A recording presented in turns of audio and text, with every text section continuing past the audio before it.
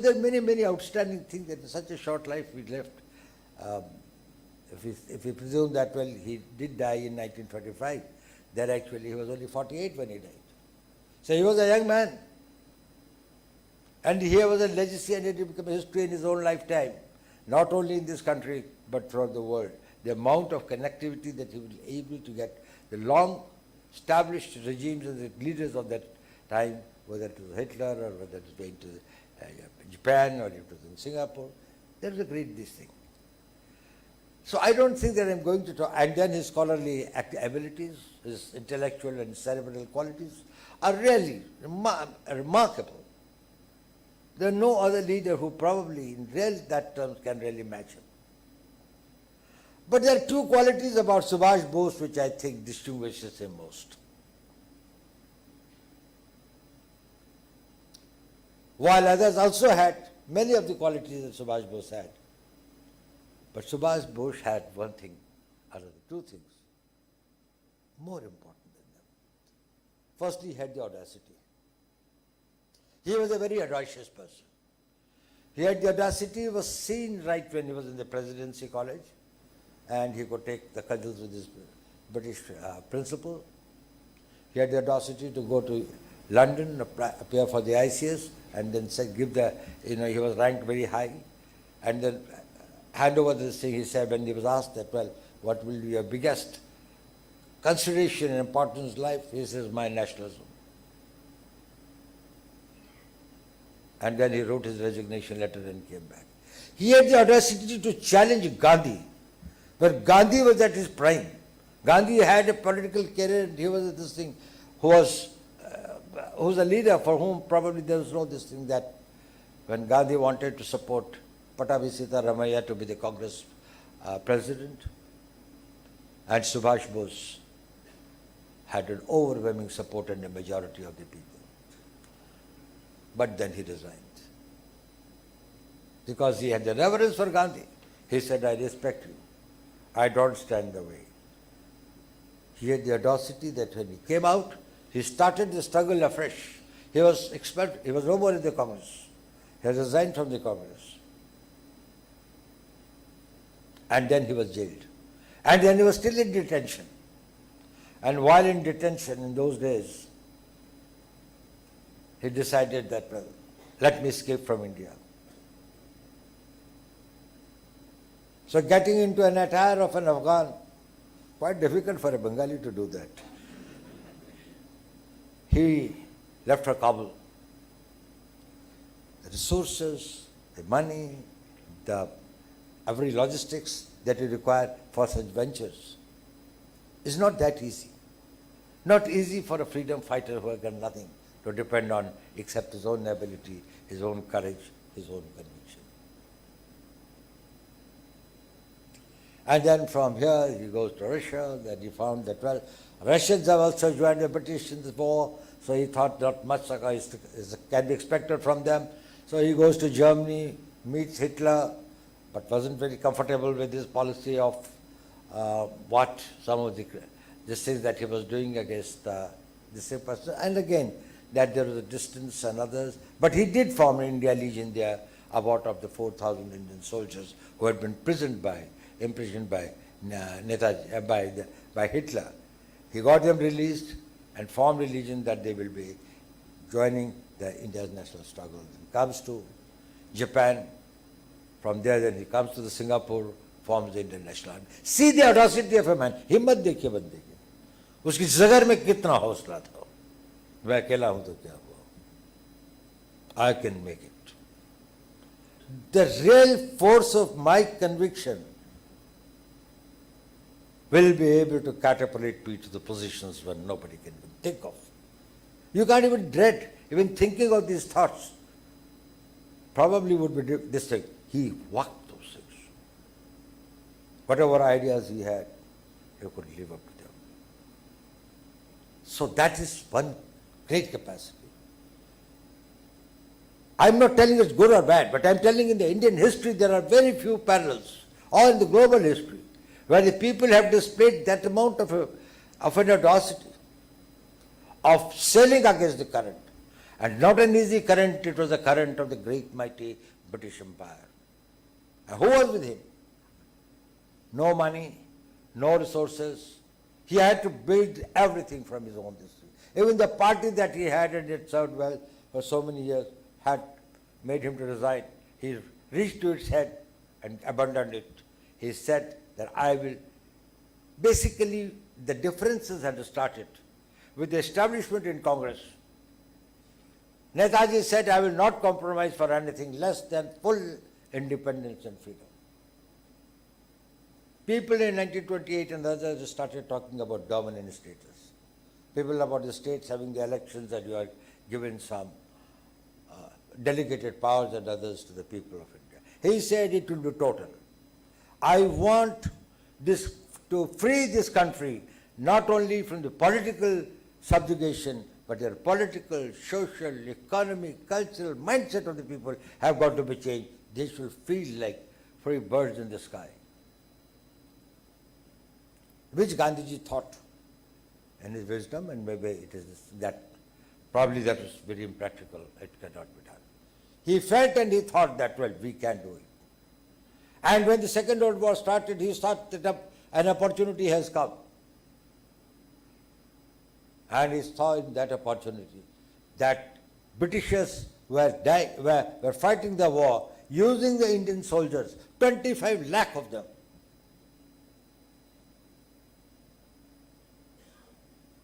Who were fighting for the British. People who died in the war in which they had no stakes. And when in 1945 Bengal suffered a famine in which over 10 lakh people died. And you know why this famine came? Because the British wanted to carry the food trains for the war effort and it was being shipped to Colombo from where to be taken to Europe. Indians were left to die. It is not only the people at the battlefront who are dying, it is the people here who are dying of depravity and persecution. Netaji felt, he had seen the world, he was a very, very bright man, he was much out of his age, that this British army cannot fight. Of 25 lakh Indian soldiers can be made to realize, zindagi to ek hi baar milti hai. If you can die for others for some money, you can die for your own country. And that is how the idea of this thing, which was there, this thing came up. Well, of course, before there were some opposition movements also. I think Vijay Mohan Singh had already created something. Ras Bihari Bose in Singapore had collected the people. So when he came, he did get a certain platform. This is the first time. But by and large, he was a loner. By and large, he was a lonely man. He had no resources, he had no money, he had no country that was supporting him to that extent, except Japan, and that also is a very complex story, that what was the relationship of Subhas Bose or the Indian National Army and the Japanese, it was not all that good. They had very, very difficult times. And then he forms the Indian National Army.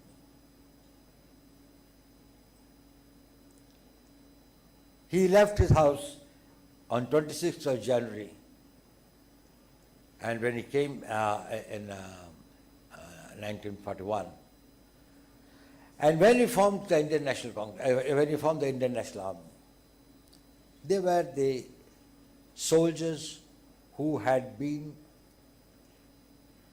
imprisoned by the Japanese after they were able to take Singapore and also parts of Malaya. So he mobilized them and formed the Indian National Army.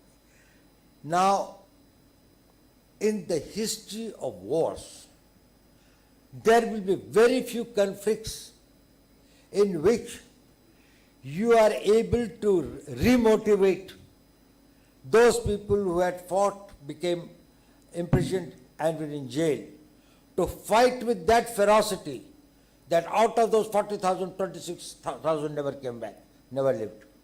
More than 50% of the people perished, or maybe 58, 57% of the people. This attrition rate, and the army that was still prepared to fight, but for the Japanese who after Hiroshima had to surrender. You need a leader of very extraordinary caliber to lead such people. Leading a winning army is very easy, even if there are sacrifices. Leading a defeated army and people who are scattered all over, coming from different parts of the country, he gave them one this thing which has also become the Indian armies today, one this, that is of Jai Hind. Everybody, whatever your race, clan, religion might be, it is all for Jai Hind. He never wanted any this clans or castes and regions and this thing. He thought India was one. So he named his regiments as Rani Jhansi Regiment or Mahatma Gandhi Regiment or Nehru Brigade and things like that. He gave them the slogan of Ittihad, that is the unity. Imdad, that is the faith. And Qurbani, that is the sacrifice. So every Indian National Army soldier who followed, Major Mohan Singh actually, who was the first person to have this thing, even before Subhas Chandra Bose came, had thought of this idea, had mobilized the people. But then the Japanese treated him so badly that he had to leave that. And he had a very difficult this thing. He had three persons he chose to be his generals. He had Prem Kumar Sehgal, he had Shah Nawaz Khan, and he had Gurbakh Singh Dhillon. All of them very outstanding people. So, his legacy is totally unparalleled.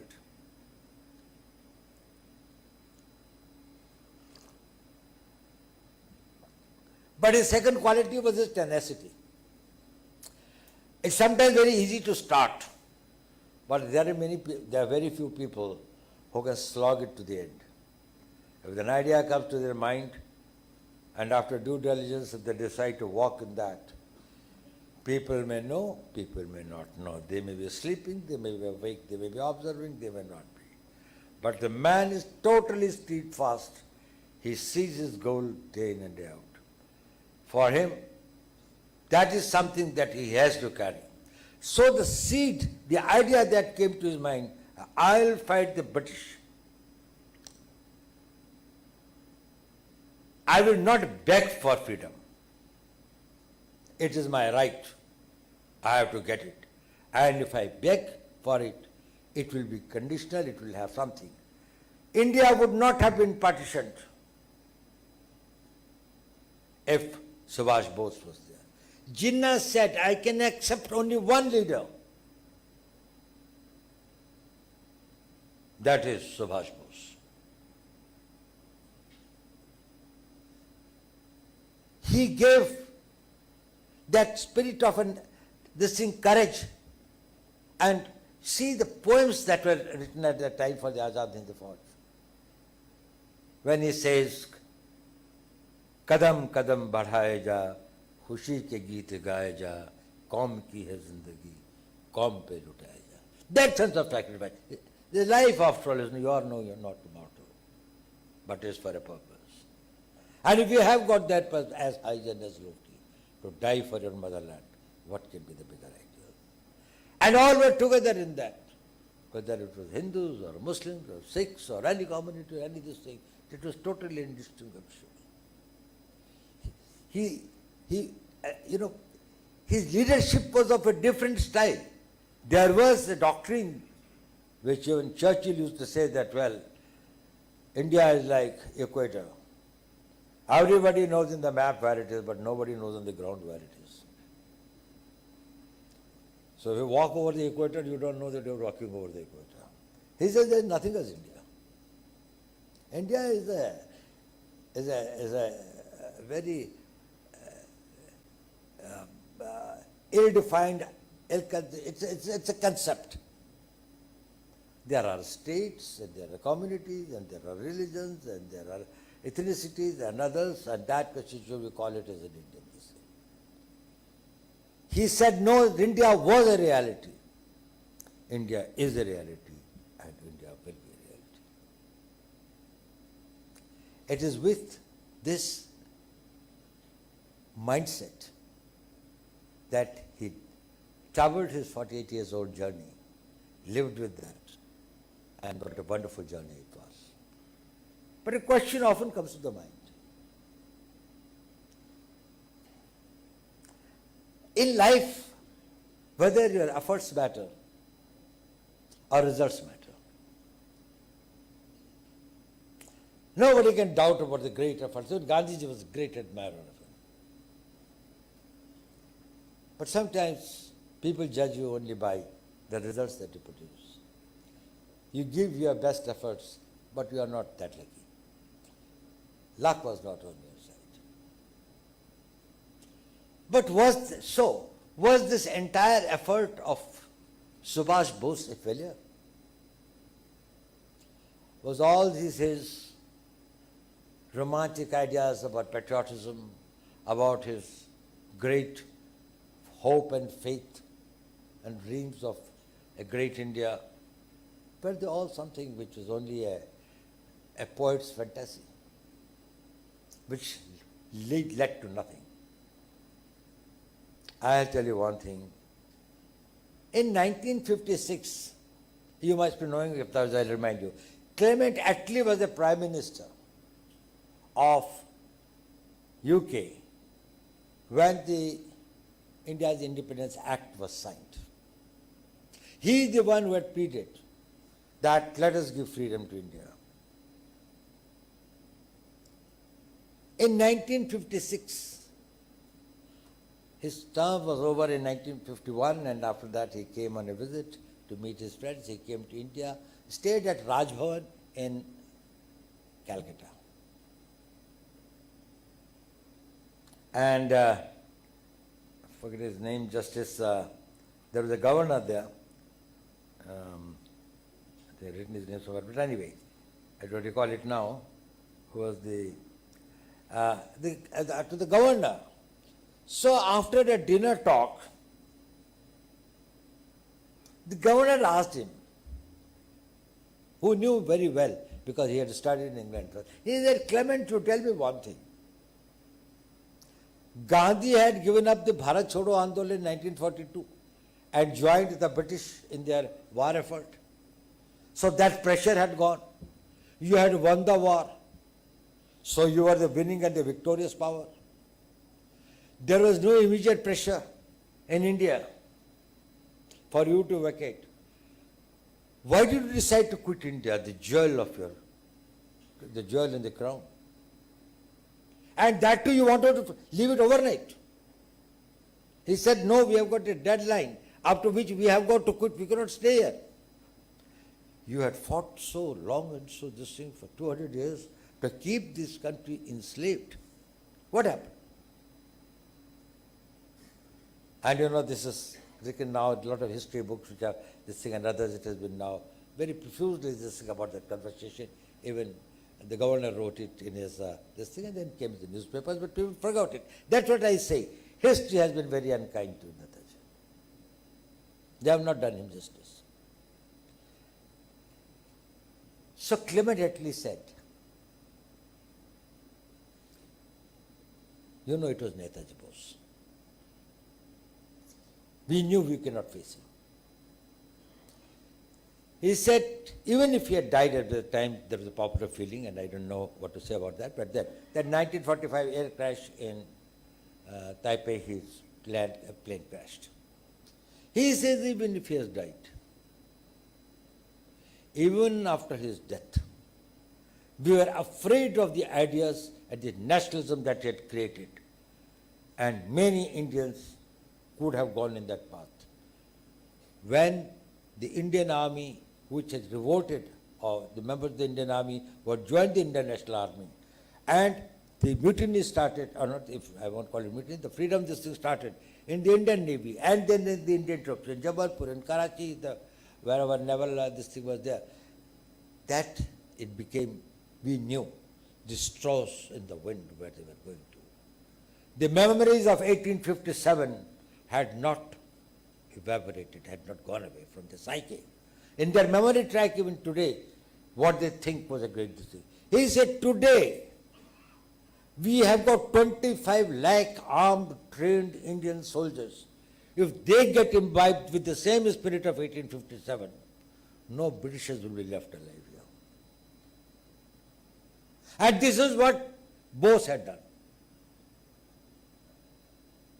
So we had to leave this thing. Then I think the governor asked him, but then what about Gandhi? And he said, no, that doesn't matter. Now this is what he has recorded in his thing. He said, well, at that time he did not matter. It was Bose that we gave independence for. How the history has been unkind, and how that person who within his lifetime, I feel very happy that Prime Minister Modi has been somebody who was very keen to resurrect it. I also feel happy that I was associated with it to some extent, wherein India Gate we had the statue of Subhas Chandra Bose, this thing, near the war memorial of the Indian Army. That he is the one who is leading it. And beyond that is something, all the names of the Indian soldiers who have died in post-independence period. The old India Gate is the people who died for British. They are the one who died for India. The war mark. The Ross Island in Andaman and Nicobar, in the house where Netaji had this thing, has been renamed as Subhas Bose Deep. The 21 islands have been named in Andaman Nicobar on the names of those people who martyred themselves from the Indian Defence Forces. So the museum has been created in the Red Fort for this thing, because his call to Delhi Chalo was that I want to fly the tricolor, I want to fly the tricolor on the Red Fort. And so many other things have been done, and this is what you are doing today is a part of it. It's a part of the larger exercise that you are doing to create a new psyche in this country. You only have to change the mindset and the psyche of the people of this country. They can do wonders. Give them an opportunity. Only thing is that we don't know our strengths, we don't know our capabilities. The political philosophy, the vision, social thinking of Netaji was far beyond his time. He believed in a very strong India. Say, had he succeeded, what would he have done? He said, my first priority will be to give India a very, very strong war machine. Make India impregnable. I will build its defenses. Unfortunately, up to 62, what we did was that there was an idea, should we reduce or disband the army? When General Cariappa had to go and plead with Gandhiji, उन्होंने कहा अब तो अहिंसा का है, now we have got independence, हमारा दुश्मन कौन है? The value of a soldier got degraded. Bose understood it. He knew that if a nation really has got to be this thing, if India had everything for its long, if this thing, a better quality of people, more educated, more advanced, better science, better organization, only thing is that it did not have a very strong defense. It did not build its forces. And that's why the intruders, whether the Hans or the Shaks or the Kushans or the Mongols, everybody came here one by one to transcend our area. And we never learned the lesson. They never undermine your security. Your survival depends on that. It may not be visible in the short term, but when the catch comes, this thing, you crumble like a pack of cards. If you don't have the people, if you don't have the structures, if you don't have the organization, if you don't have the equipment. So Subhas Bose wanted to build a very strong army. Not only that, He said, I would like to have a very strong war industry. Now from 1950 to 1962, if we had started building up these things, probably the debacle of 62 might have happened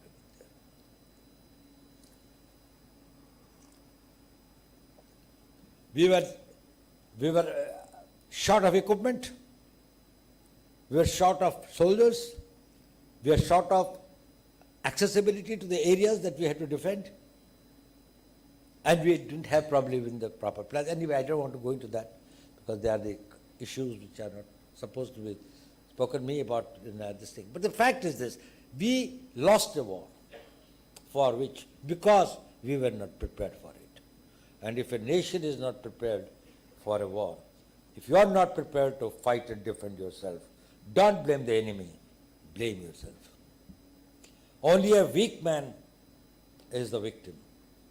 Strong. Nobody this thing. Biggest deterrence is my strength. If I am powerful, if I am strong, there is sufficient deterrence for my enemies to see that I become inviolable. There is some, I won't say controversy, but there is some thought that whether Subhas Bose was a leftist, whether he believed a very, very strong economic this thing of India. He said that I would like, my first priority will be that if, after the political freedom, we want the economic freedom, we want to become economically strong. But he supported this process of planning. He supported the process of, if I may say, the state sector, the others at that time. Now the context is not known. The context of that period was that everything which was associated with the capitalism at that point of time was intermixed with colonialism. East India Company did not come here as a this thing, it came here as a colonial company. And it was responsible for that. Every private sector that was doing, if you wanted the labor for the tea plantations and they say, you enslaved them and sent the denatured labor to these different places. So it was an exploitative regime. It is much later that as India freed and the role of private capital and the role and their contribution as the patriots of this thing who probably in the most important way are contributing to this thing. So he was not something who was against the private sector. He also was something people feel that well probably he was anything. He was a highly religious man. He was deeply this thing by Vivekananda and Aurobindo. He always carried in his this uniform and other the book of Gita with him, every time. The influence of his parents, the influence of Swami Vivekananda and Aurobindo and other this thing, and he had profusely learned. He had read Vedas, he had read Upanishads, he had read this thing like that. He was a very, very erudite scholar. He was very secular in his outlook. Statecraft and organization and others, he wanted that nobody should be discriminated on the basis of their religion. But deep inside, he was a pious and devoted Hindu.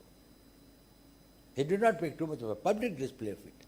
But if you go through his personal things and others, well, probably many people will tell you, I don't think that one, I'm supposed to do it. Anyway, so he was a person who had this thing. Had he been today, or had his legacy this thing, what would he be like India to do? India be like? Gentlemen, he had a great faith in the people of India. He had a great faith in their potential. And today, his priority would have been that if now having become the most populous nation of the world, if we can empower and make these 1.4 billion people, like what used to say the shattering ram or the panther on a sprout or something like that, etc. People with energy, people with fire, people in this way, in whatever wake of life walk they are, whether you are a soldier on the border or whether you are in the business or in the industry or you are a corporate sector man or you are a professional, wherever you are, whatever you are doing, do it better than what you did it yesterday. Have a fire, think of your country in whatever you are. And I think you are in very unique position. If we can contribute in developing the skills of the people who are working under you in your industries. If we can make our labor force today internationally competitive, you know, today we have got a workforce of 495 million. China has got it roughly about 850 million. And 2050 we will have the workforce of 1.1 billion. China's workforce will be only 500 million. We will contribute 40% of the global workforce. Prepare and equip them. That is the workforce which are probably, that the toddlers, 2 years old and 3 years old boy today, will be there at that point of time. Can he be a first-rate engineer, a plumber, or a carpenter, or this, whatever he does, can he be globally this thing? You see where India would be. You do not know the contribution of those people who are semi-skilled or unskilled and who had gone from here and are working in the different parts of the world. Do you know how much they contribute? We have got a contribution of $100 billion by the people who work in the Middle East, who are working in skilled or semi-skilled jobs. It is more than 1.5 years budget of the Indian Army. How much they have contributed over the years in building up this country to say. If you had to build up an economy that can generate that much of a wealth annually, you should have the capacity of annually invest $2.3 trillion. So our biggest strength is our manpower, our human resource, a strongly nationalist human resource, a strongly highly motivated and committed human resource, and developing that human this thing in every walk of life. If you are a successful businessman, be a successful, proud Indian businessman. If you are an entrepreneur, see that how your entrepreneurship. Go around the world. You are globally competitive. Our people, our companies were going and traversing in different parts of the world, they are finding. There's a great receptibility for them today. People like your enterprise. People want your technical skills. See whether you can get more and more people, encourage more and more people to get globalized. We have got the whole world to walk in and walk with. There is no antagonism against India. And today, I think thanks to the last few years of this thing and the Prime Minister Modi's leadership and others, we are getting this thing, and we are getting in this country. The next thing that we have got to conquer are the barriers of technology. So we should bring in the technology, the critical and emerging technologies, the diverse technologies, even in the smaller, this thing, everywhere. If you have got to be globally competitive, you have got to be innovative, you have got to be cost effective, and you must have the high productivity. And if we have to do it, we have to invest on our people. And you are the people who are interacting and actually working with them. So if you want to make the legacy, the dream of Netaji come true, let us once again repose. He reposes faith on the people of India who are in a very miserable conditions but were still prepared to fight, and he could mobilize them to fight against them and bring the Indian troops from there to Myanmar, from there, and he conquered. Actually, he had his rule. He had his provisional government for 3 months. Today's Manipur. He had this thing that is, there was a government of the international, of the, what was it was known as the provisional government of the India. And that was the first provisional government of India. That was formed. So if he could enliven, if he could turn these damn scripts into the great explosive these things, is it that something that we can do, our industry can do, our business can do, unite together, imbibe a spirit of nationalism and patriotism and everywhere that they go. Thank you very much for giving me this opportunity. Thank you.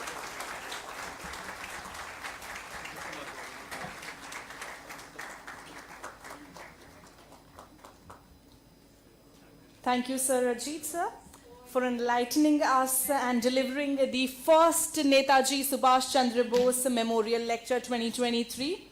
We do agree with you on the capacities of Netaji.